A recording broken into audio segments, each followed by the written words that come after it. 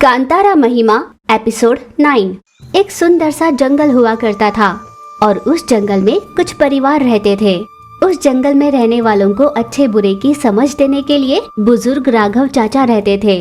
उन लोगों के लिए चाचा की कही बात अंतिम सत्य हुआ करती थी और उनके आराध्य भगवान पंजरली के लिए उनकी निष्ठा और आदर अनंत हुआ करती थी।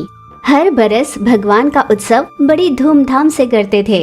एक दिन रात के समय सारा जंगल सो रहा था। फिर अचानक आसमान में एक रोशनी हुई और जोर जोर से आवाजें भी होने लगी। उस आवाज को सुन सभी की नींद खुल गई। इस ध्वनि से राघव चाचा की भी आंख खुल गई। आखिर इतनी बड़ी आवाज कहाँ से आई होगी, ये जानने के लिए राघव चाचा घर से बाहर निकले। इतनी बड़ी आवाज हुई पर यहाँ कुछ दिखाई नहीं देता। इतने घोर अंधेरे में जंगल के भीतर जाना खतरे से खाली नहीं होगा। सवेरे उठकर ही देख लूंगा कि माजरा क्या है। ऐसा सोचकर राघव चाचा वापस अपने घर लौटे और सो गए। रात में उन्हें सपने में एक अजीब से आकार वाला मनुष्य दिखाई दिया जिसे भगवान पंजरली आशीर्वाद दे रहे थे। राघव चाचा ने उस सपने पर ज्यादा गौर नहीं किया। अगले सवेरे जंगल में रहने वाले सभी लोग राघव चाचा के घर आए और दरवाजा ठोकने लगे। अरे क्या बात है, क्यों सब इतने घबराए हुए लग रहे हो? चाचा, आधी रात को बहुत जोर की आवाज आई। हम सभी ने सवेरे जाकर देखा तो वहाँ पर एक बड़ी सी मशीन है, इसलिए हम सभी आपके पास आए चाचा। अच्छा, रात को तो मैंने भी आवाज सुनी थी पर सोचा रात के अंधेरे में भला क्यों जाऊं। अब हम सब चलते हैं। फिर सभी जंगलवासी उस जगह जाने के लिए निकले। वहाँ पर एक अजीब सी बड़ी सी मशीन थी जिसके ऊपर एक लाल बटन लगी हुई थी। उन सभी की समझ में नहीं आ रहा था कि क्या करे। इतने में सोमू नाम का एक लड़का दौड़ते हुए मशीन के पास गया और उस लाल बटन को उसने दबा दिया। फिर जोर की आवाज हुई और मशीन का एक दरवाजा खुल गया। सभी बहुत घबरा गए। उस दरवाजे से निकलकर एक अजीब सा दिखने वाला आदमी बाहर निकला। ओह भगवान, भूत भूत, ये भूत हम सबको खाने आया है, हमें मार डालेगा, भागो यहाँ से भूत। उन सभी लोगों ने जैसे ही उस अजीब आदमी को देखा, सभी अपनी जान बचाने भाग खड़े हुए। पर राघव चाचा वहीं खड़े खड़े उसे देखकर कुछ याद करने की कोशिश कर रहे थे। वो अजीब सा इंसान सीधे आकर राघव चाचा के सामने खड़ा हो गया, पर उसने कुछ कहा नहीं।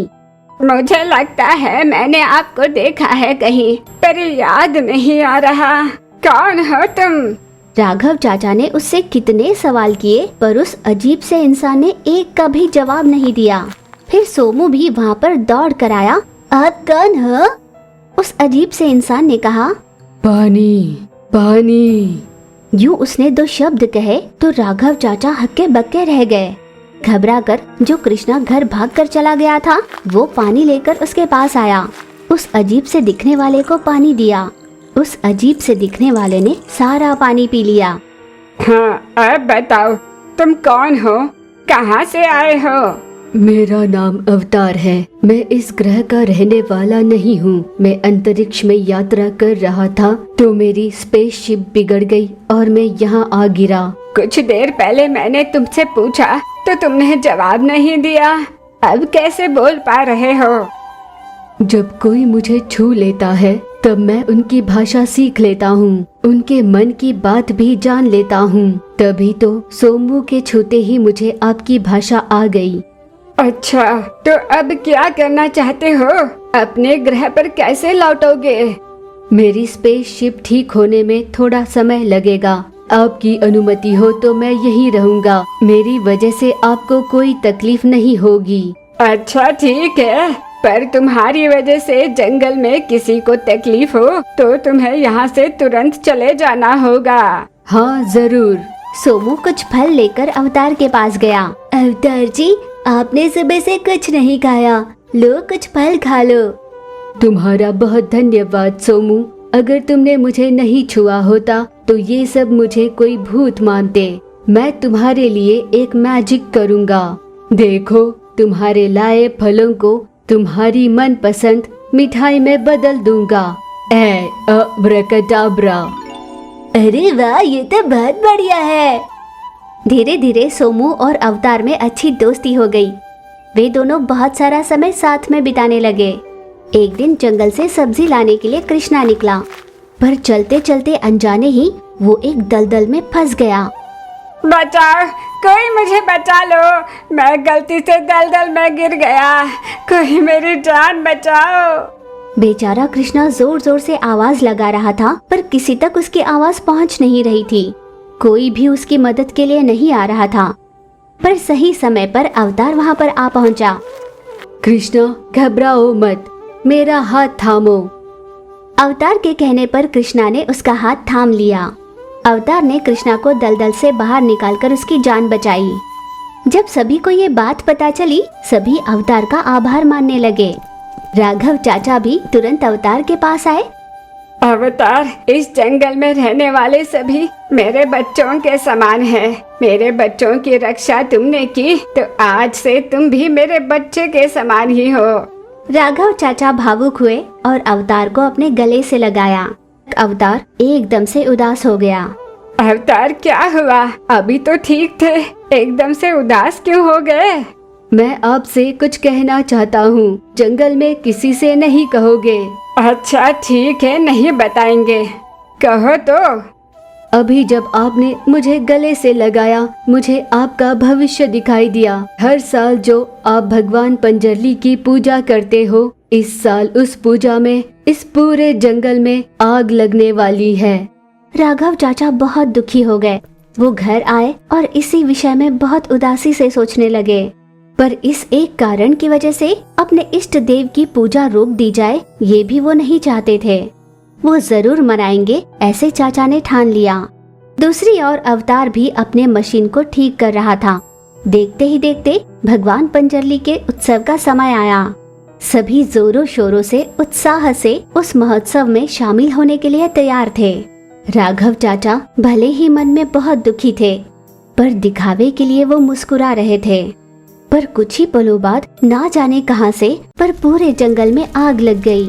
सभी लोग बहुत डर गए। राघव चाचा को लगने लगा कि यही उनके जीवन का आखिरी दिन होगा। सभी का रोकर हाल बुरा था।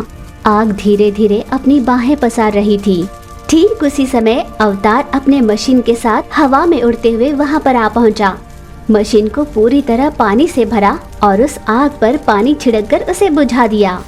जब सभी जंगल वासियों ने अपने जिंदगी पर उम्मीदें छोड़ दी थी, ठीक उसी पल अवतार ने आकर उन सभी की जिंदगी बचा ली। पर चूंकि अवतार ने अपनी पूरी मशीन में पानी भर लिया था, अब वो मशीन कभी भी काम करने लायक नहीं बचा। जंगल को आग की चपेट से बचाने के लिए अवतार ने अपने ग्रह पर लौटने का एकमात्र स्पेसशिप खो दिया था।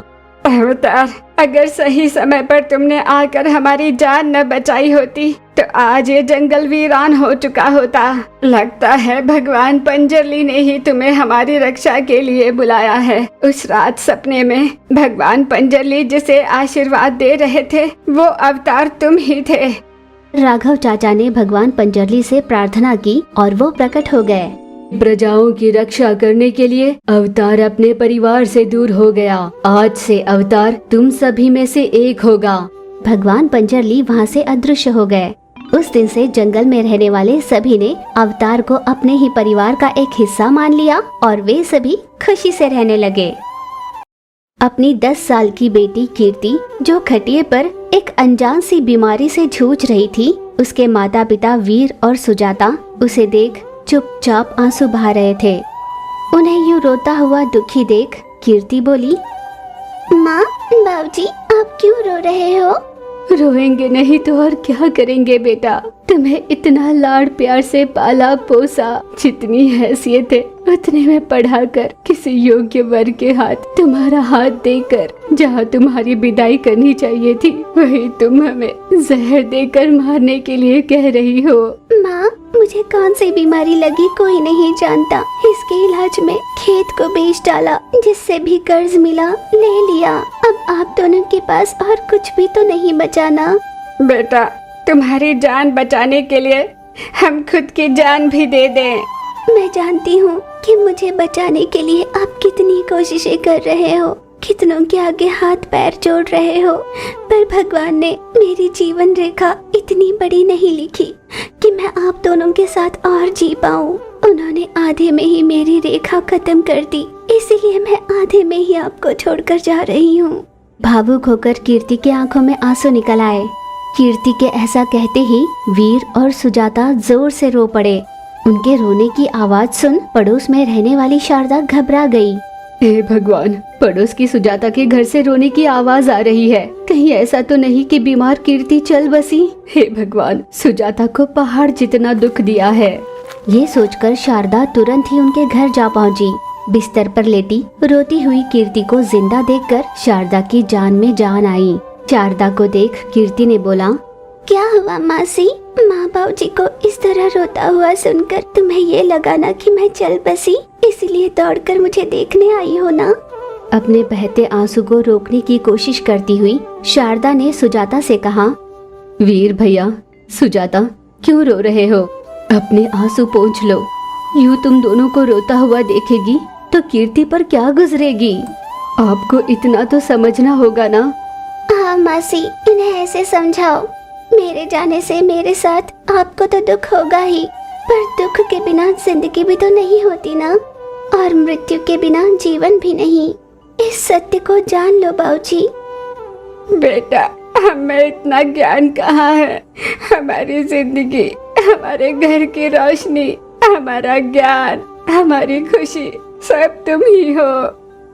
तुम्हारे बच्चों के साथ तुम्हें खेलते देख हमारी चिता तुमसे लगवानी थी।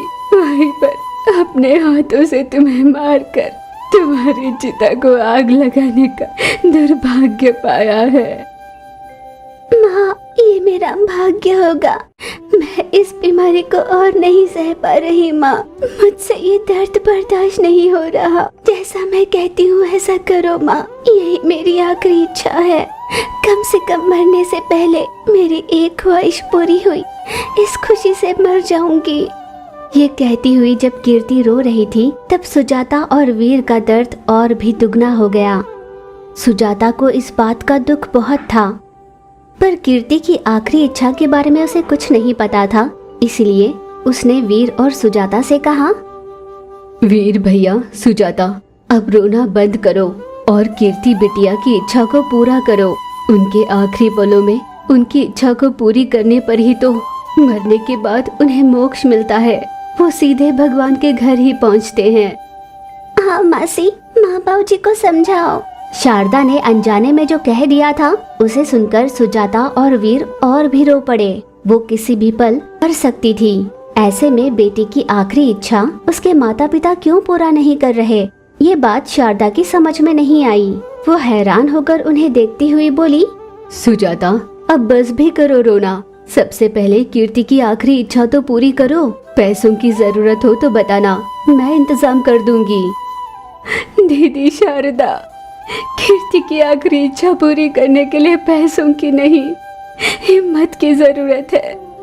अगर वो हिम्मत तुम में है तो उसकी इच्छा तुम ही पूरा करो। अपनी माँ सुजाता को ऐसा कहते हुए सुनकर कीर्ति ने शारदा से कहा, हाँ शारदा मासी, मेरी आखिरी इच्छा तुम ही पूरा करो। माँ ने सही कहा, क्योंकि मेरे स्कूल से आने के बाद माँ और बाबूजी जब रात तक घर नहीं आते थे तो तुम ही तो माँ की तरह मेरी देखभाल करती थी ना। अगर मेरी आखिरी इच्छा तुमने पूरी की तो मुझे उतना ही अच्छा लगेगा। अरे हाँ बेटा, जरूर, मैं जरूर तुम्हारी आखिरी इच्छा पूरी करूंगी। बताओ बेटा, तुम्हें क्या खाने का मन कर रहा है या तुम्हें कुछ पीना है? बताओ, मैं चुटकियों में बना कर लाऊंगी। शारदा मासी, सुना है जंगल में पूर्वी दिशा में एक पेड़ है जिसके विषारी पत्ते हैं। तुम उन पत्तों को लाकर उसे महीन घिसकर उसका रस मुझे पिला दो मासी। जैसे ही कीर्ति ने ये बात कही, शारदा के पैरों तले जमीन खिसक गई। वो निशब्द हो गई। सुजाता और वीर धाए धाए रोए जा रहे थे। कुछ देर बाद शारदा ने वीर और सुजाता को समझाया। वीर दबे पांव से जंगल पहुंचा। वो आंसू बहाते हुए उस पेड़ को ढूंढने लगा। फिर उसे कहीं वो पत्ते दिखाई दिए। वो उन्हें तोड़ने के लिए जैसे ही उसके पास गया तो भगवान पंजरली वहां प्रकट हो गए। उन्होंने जोर से गूंज लगाई। वीर अचानक घबरा गया। तब भगवान पंजरली ने वीर के हाथ में एक मोली दी और कहा कि उसे कीर्ति के हाथ में बांधे। इतना कहकर वो गायब हो गए। वीर बड़ा खुश होकर अपने घर पहुंचा। उसने अपनी पत्नी सुजाता से जंगल में दर्शन दिए, भगवान पंजरली के बारे में बताया और मोली दिखाई। हमें भला क्या पता कि किस मोली में क्या शक्ति है। भगवान पंजरली ने दी है तो जरूर कुछ खास होगा। जल्दी से इसे बांध दीजिए। वीर ने उस मोली को कीर्ति के हाथ में बांधा, पर मोली के बांधते ही कीर्ति ने अपनी आंखें मूंद ली। माता पिता की समझ में नहीं आया। उसकी धड़कनें चल रही थी।